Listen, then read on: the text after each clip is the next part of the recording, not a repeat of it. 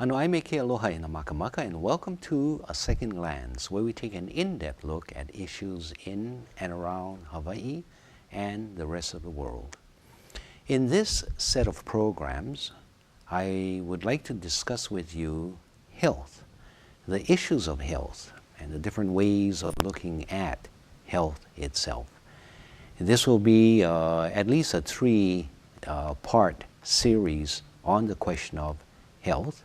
And in this first part, what we will talk about is health and wellness system. The health and wellness system as compared to the medical pharmacological system. And oftentimes we get these two systems confused. And we'll go deeper into better understanding of what these systems are supposed to be, what it's not, what it is. So that's the first program. And we'll also talk about the importance of deep culture, an idea or a concept that not very many people are well aware of. And I want to get into some clarity with regards to what deep culture is all about and how it impacts our health and our health systems. So that will be the first program that we will be talking about. The second program will talk about what I call the Kumu Ola Pono.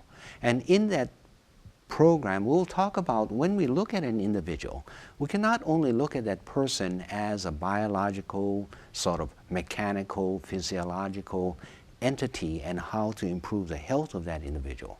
But what we also need to look at are some larger issues of a sense of spirituality and that spiritual nature about that individual. We also need to take a look at his or her environment, the conditions under which he lives, the homelessness or the fact that he has appropriate shelter or she, the type of education that is necessary, employment and other conditions. So we'll take a broad look, what we call a kumu ola pono, to see that the person lives within a sense of pono.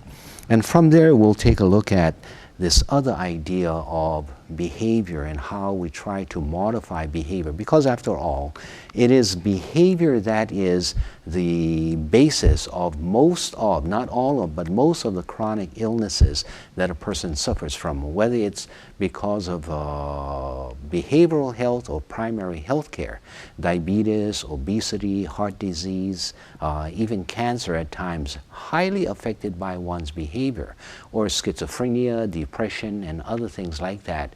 It is behavior that drives these things. So how do we modify behavior? And so we'll try to take a look at the behavioral aspect and the need of appropriate behavior modification systems. You don't modify behavior by merely punishment, and if he doesn't follow, punish him again and punish him worse and that kinds of stuff. That is a very simplistic and ineffective approach towards behavior. So there's a lot of things that we will be talking about, and so in order for me to prepare for the first program, we'll take a very short break, and I'll be right back to talk about health and wellness as compared to the medical pharmacological system of healthcare. I want to thank you very much for allowing me to be part of your private spaces and to be able to introduce myself and bring these matters to you.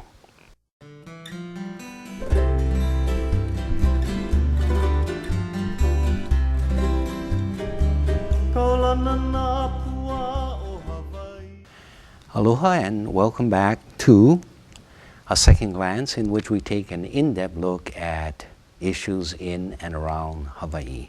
I am Pokalai Nui, and I will be your host for this program. Briefly about myself, I am the executive director of an organization known as Hale Na'au Pono. We're also known as a Waianae Coast Community Mental Health Center, and I have been in this position for the last approximately 15 years.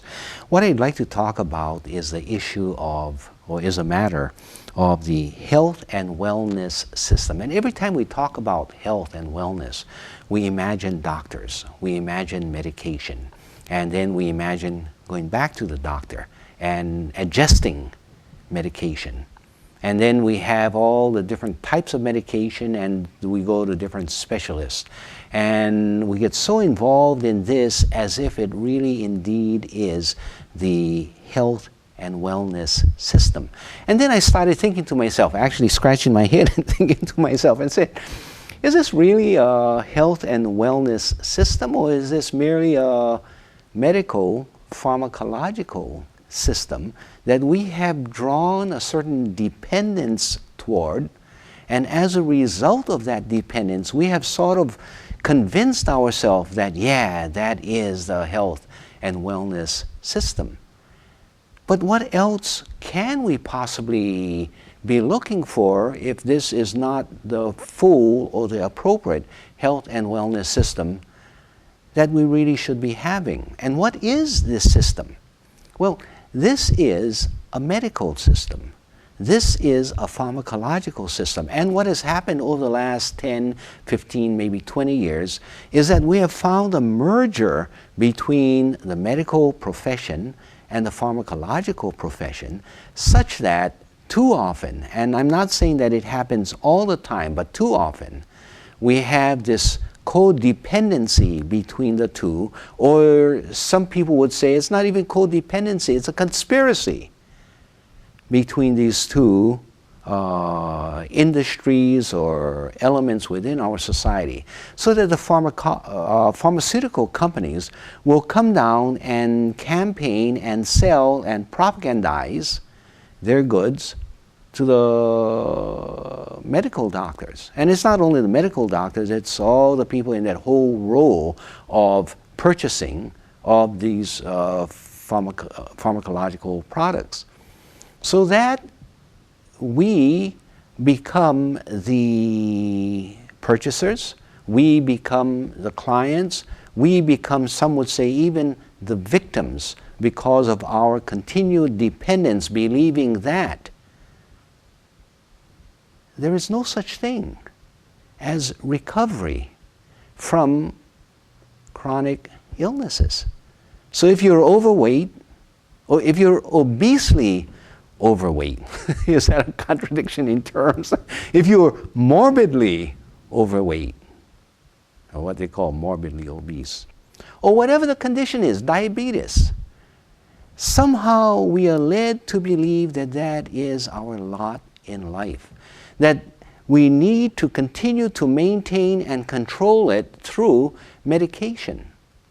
And so we become dependent on medication, and we become dependent on what the physician tells us, because we have conceded or ceded to that physician our free will and our control of our life itself. And it's not for only those particular, those particular maladies, but for many, many other things. We simply concede the control of our health and our wellness. Why? Because we call that system the health and wellness system, but not really seeing that all it is a medical pharmacological system, a medicine or drug system in which you attach doctors who give you the drugs, as opposed to other drugs that you may have taken without a prescription, either street drugs or over-the-counter medication. But still the substitute of substance to maintain what supposedly is your health. So I'm suggesting that what we need to do first is to have a good look at what is this health and wellness system. You see, if they capture from us the idea that this is indeed the health and wellness system, because the folks are going to just accept that kind of explanation, then what happens when they can get away with stealing our real health and wellness system, which is our environment, which is our relationship with our sense of spirituality, which is our character development, which is many, many other things, relationship with family, relationship with loved ones, a relationship with even our bosses and our employees and the rest. Relationships are so important. Is that not part of the health and wellness system? If we concede the system merely to the medical practitioners and drug companies, then what do we do when a GMO manufacturing company comes into our community? And we believe that, oh, we're having our health and wellness already taken care of, so let's not pay attention to the fact that they are spraying in our community, or they are bringing in different kinds of foods that are not appropriately tested, or other things. When we become distracted from the underlying issue by the misnaming of the issue itself, then we get bought into, we become convinced, we become brainwashed into the belief that what they are calling it is indeed that system. And we concede in the Hawaiian term, we call it our mana, our power, our mental framework into that system. It's very similar to what had happened back in about the 1940s, I believe it occurred, when they renamed the War Department to the Department of Defense, without our fully appreciating or realizing that by that switch, then it must mean that our country or any other country that has a defense department cannot create wars. They're only defensive. And yet that same department are the ones that carry out the aggressiveness in other countries. But because it has been changed, or the name has been changed, then it can no longer be possible. So we need to be very, very careful about this, what do you call it, switch and bait or something like that, where they throw you a particular name. We need to take back our own understandings. We need to take back control of our own life, I guess you would call it, and understand what the underlying system really is. Okay.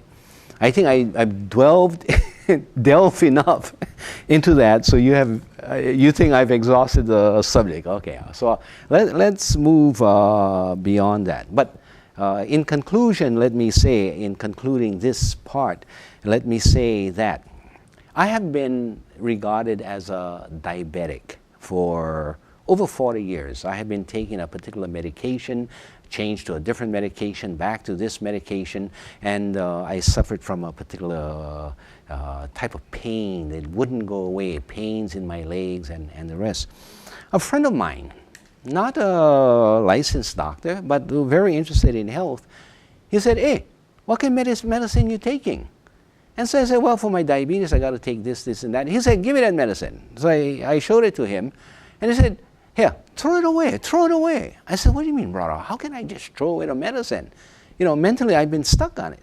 He said, throw the medicine away because that is what is keeping you diabetic. I said, no, you don't understand. He said, no, you don't understand.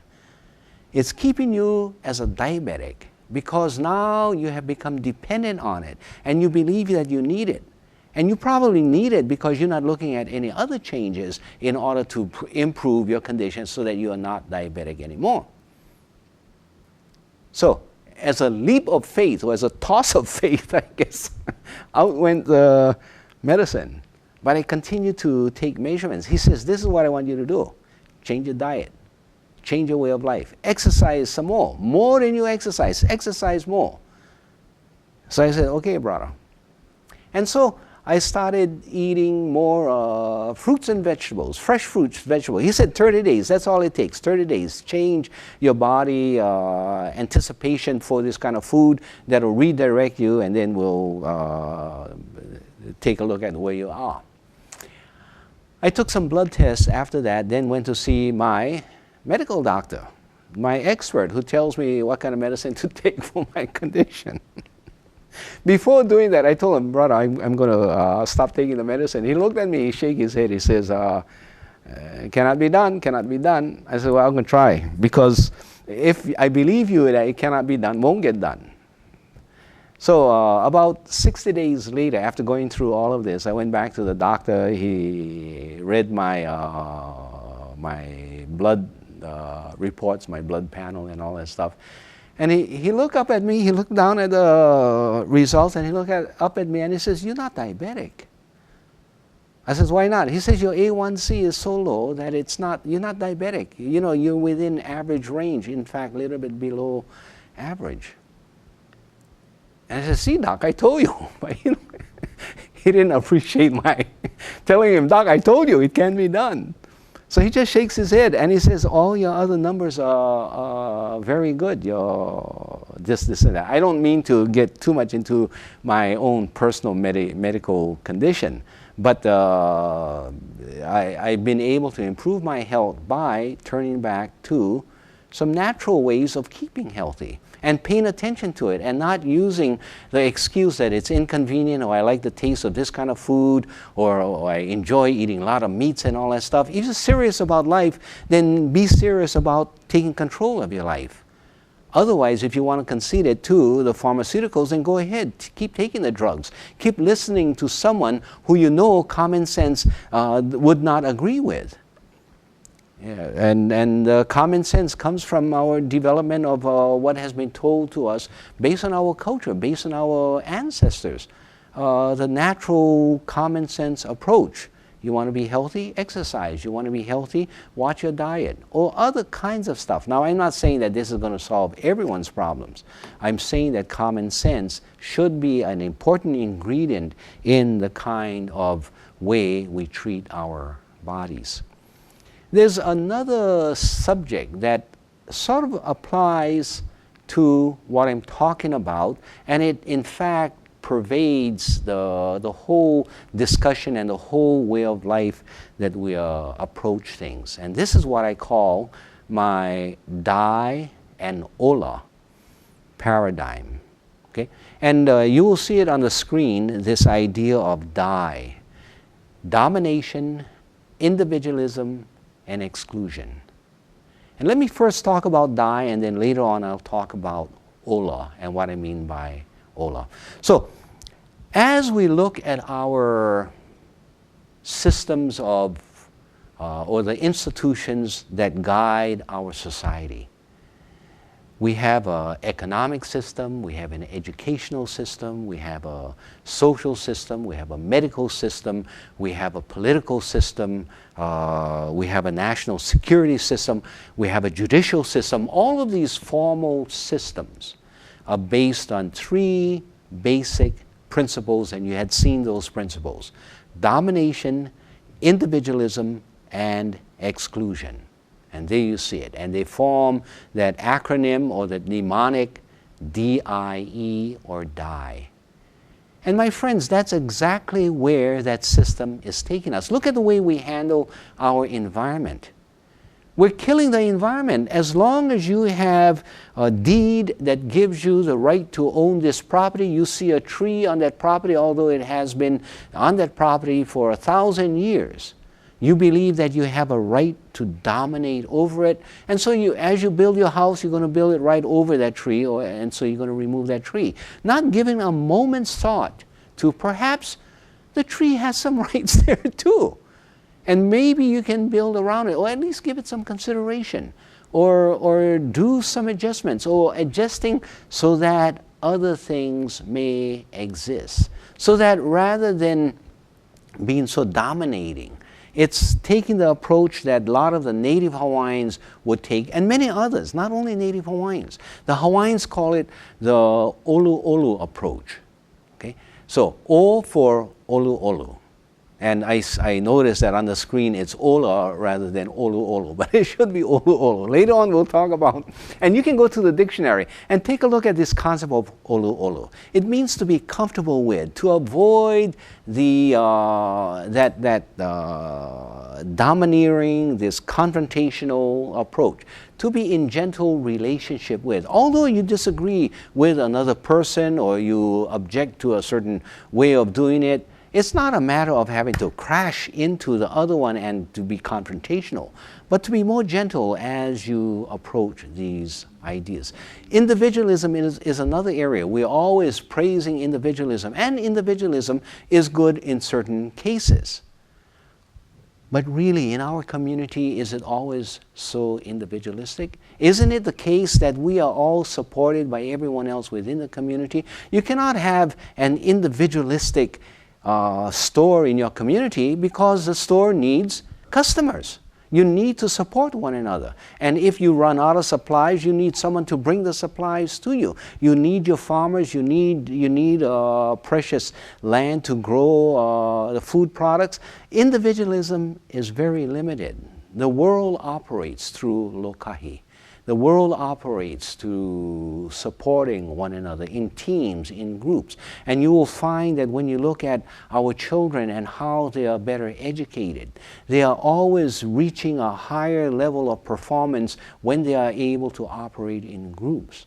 I remember being at Waianae High School where I went to, and I would come into class. One day I'm sitting next to Ho'ipo, and usually we would sit in the back of the class because we Hawaiians didn't want to be called upon because our language skills were not as equivalent to many of the others who spoke English far better. We were deeply ingrained in Pidgin English.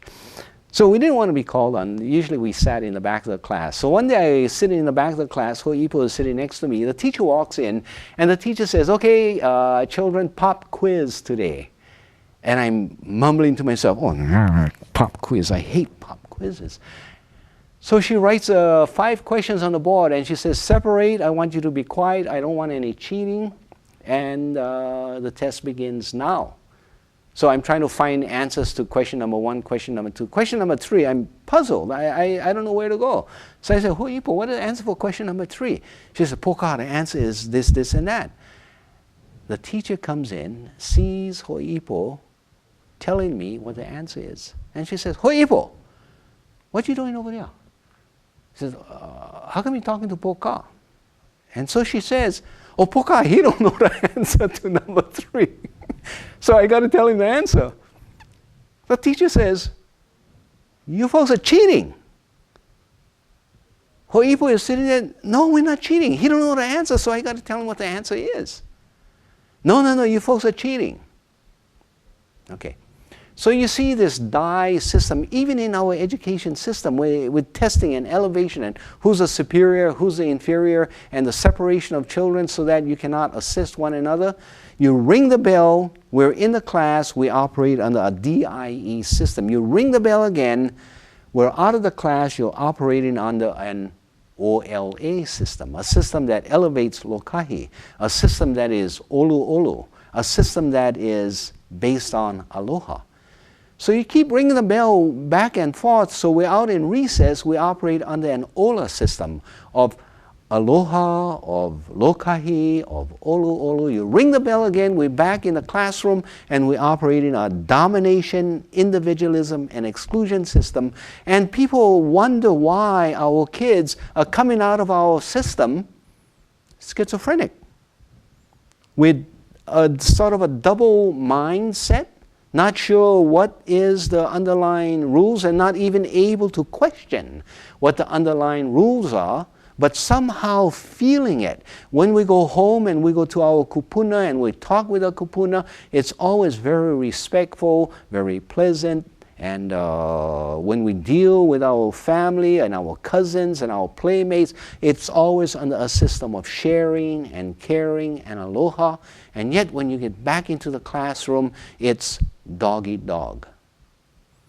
So what we end up doing is we become good players in the DIE system. But we are mindful, or we are reminded oftentimes that, hey, watch out. You may win the rat race, but be sure you don't end up being the rat. Okay. So the question is, how do you maintain your humanity, that ola deep culture, as you walk through the systems of the DIE? Whether it's a social system, a medical system, an economic system, an educational system, an environmental system, how do you approach that in ola rather than in dai? As we deal with the question of health, healthcare, that too, how we approach one another, how we approach our environment, how we approach our relationship to our sense of God or gods and goddesses. It all are affected by how we incorporate this sense of what our deep culture is and how we try to create changes within that system that operate under a DIE mentality. How is it possible that we can switch around the economic system so that we become more graceful, more non-competitive, more caring, more sharing, and in this way create a more healthy community, an overall healthy community by shifting to Ola from a DIE system? How can we change economics to become more Ola instead of DIE? And we might say, well, now you're talking about economics. Before you were talking about education. You might even talk about employment, and you may also talk about whatever it is. All of this has to be seen as a holistic system. There's no real separation between one or the other system. Our health has to be dependent on a holistic form. Whether or not we are employed or unemployed, that will affect our health. Whether or not we have shelter or no shelter, that will affect our health. Whether or not we have a loving family or a family that is bitter and always fighting with one another and that is divided, that will affect our overall health. It will affect our health not only in terms of our mental condition, but it will affect our health in terms of our physical condition as well. I have been given the signal that my time is up. In other words, hamau. And I want to thank you for this opportunity of sharing these ideas with you. Mahalo anui loa, and we'll be back for other discussions on Hawaiian health. Aloha Hawaii, ahui ho.